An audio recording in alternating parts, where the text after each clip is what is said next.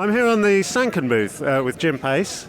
Jim, Sanken is a very highly respected Japanese microphone brand that I think perhaps is less well known in certain areas, yes, notably the UK. Can you tell us a little bit about the history of the company? Sure. We're actually celebrating the 90th year in production of these microphones. There's not these particular models, but the family's a third-generation family. Their strength is physics, always has been. Their unique capsule design has been embodied in these new Sanken Chromatic Series microphones for the recording studio. Well, the concept is everyone uses this concept of transparency, and many microphones have a wonderful colorization to them. And our particular idea is that we expand the spectrum of all colors. It truly records what the instrument or voice or recording space is actually emanating. If you've got a great piano, why not capture that sound? If you've got a great singer, why not that sound? If the room sounds great, why not that sound? Why paint it with a brush? In this particular case, we have a range of microphones that truly deliver the actual natural, uncolored character of the audio that you're trying to capture.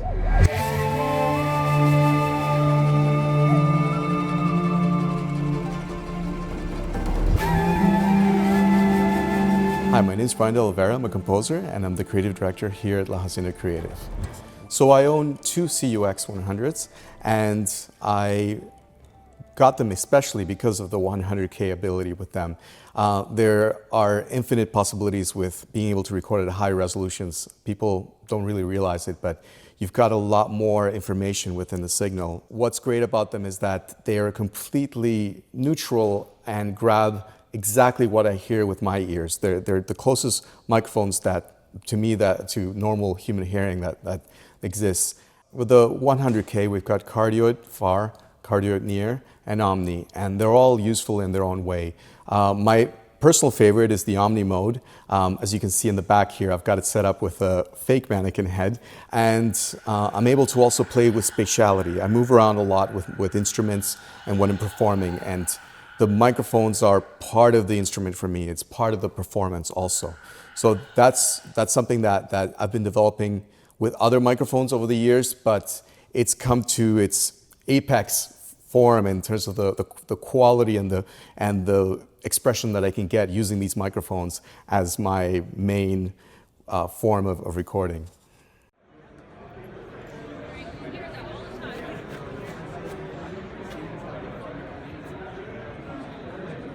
The CM100K is the answer to something I never thought I'd hear, with extended range and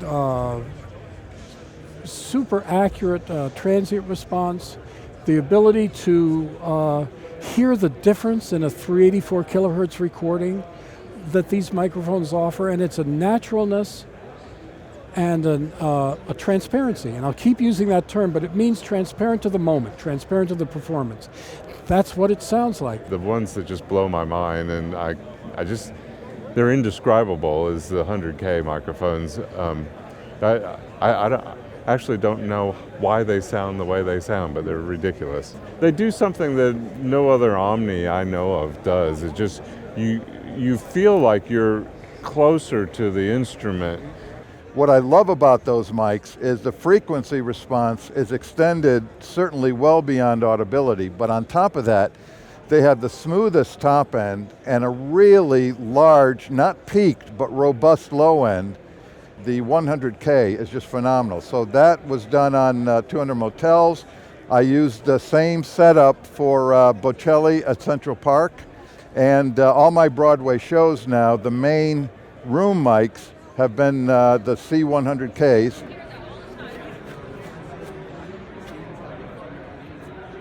Recently you've been using the 55s on drums? I use the 55s on everything.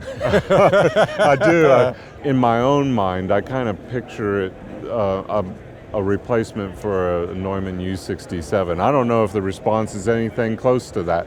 You know, like in front of an acoustic guitar, solo mic in front of acoustic guitar. I use them on background vocals, electric guitar amps. I've put them a lot of times I put it on the hi-hat. And drummers are always going, man, the hi-hat sounds like real. It's like got warmth, it's got that chunkiness, but yet it's still like got the high end and everything. And I've got about 4 or 5 of those, and I love those as drum overheads. I love them on a woodwind section. We did the whole woodwind section for 200 Motels, right, with the LA Philharmonic. We had 8 of those CU55s, phenomenal microphones. And how about the 51? Because I know you've spent a lot of time experimenting with that. Yeah, I mean, primarily I use it on vocals. Been using a lot of shootouts with that versus all 47s, 251s, so forth. And more in the blind test, people are picking the 51 because it captures the source the way you want it. It's very flattering, but it's also forgiving on a lot of singers. You know, don't have to use compression as much. It just captures it differently.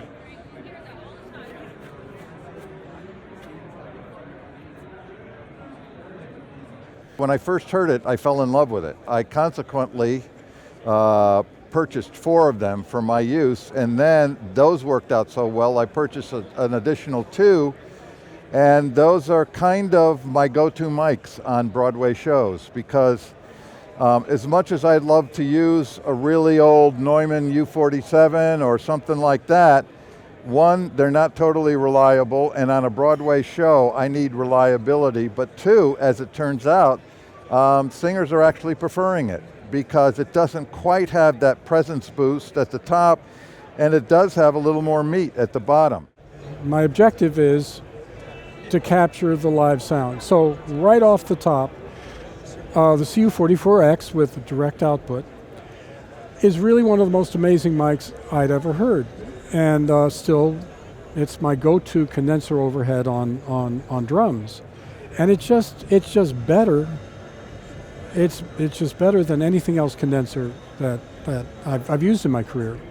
I suggest, rather than going to the old microphones, and I know tube mics carry a very kind of aura with people, but I have to tell you, the presence peak and a lot of the distortions that were masked on the analog tape are not masked on the digital world. And a lot of times when people talk about digital sounding harsh or digital, they're using mics made for tape rather than mics that are made for the modern era. And I say, if you're going digital, try out the new mics, because I think you're going to be pleasantly surprised